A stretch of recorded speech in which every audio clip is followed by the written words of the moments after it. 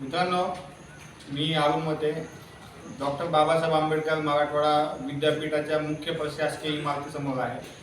आज आम्ही student federation of India SFIच्या वतीनं सकाळी इथे साखळी उपोषणाला सुरुवात केली होती आणि त्यानंतर विद्यापीठ प्रशासनाने ज्या आमच्या मागण्या आहेत त्यावर चर्चेसाठी आम्हाला बोलवलं होतं. 5 वाजेचा वेळ जो आहे तो विद्यापीठ प्रशासनाने आम्हाला चर्चेसाठी दिला होता. मात्र आता 5:20 होत आहेत, तरीही मुख्य प्रशासकीय इमारतीचं गेट हे त्या ठिकाणी बंद आहे. आम्हाला सांगतायत की सर मीटिंगमध्ये आहे.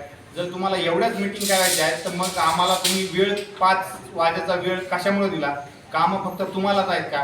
आम्ही एक तर 2 वर्षापासून PhD प्रक्रिया ही प्रलंबित आहे. आज 2 वर्ष 8 दिवस झालेले आहेत.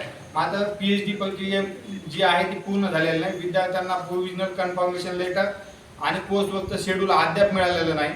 आम्ही ही मागणी घेऊन आज उपोषणाला बसलो होतो. तसे विद्यापीठ परिसरामध्ये प्रवेशित मागेल त्याला वसतिगृह मिळालं पाहिजे. सर्व वसतिगृहामध्ये मेसची सुविधा उपलब्ध करून दिली गेली पाहिजे. अशा विविध मागण्यांना घेऊन आम्ही आज उपोषणाला बसलो होतो. मात्र प्रशासन चर्चेला वेळ देऊन देखील या ठिकाणी वेळेवर चर्चेसाठी आम्हाला आतमध्ये घ्यायला तयार नाही.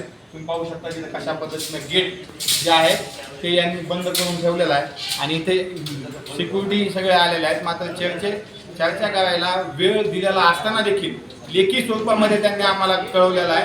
आता आम्ही निवेदन घेऊन आलेलो असताना आम्हाला इथे चर्चेला आतमध्ये सध्या जाऊ दिलं जातं आणि वेगवेगळे कारणं सांगितले जातात.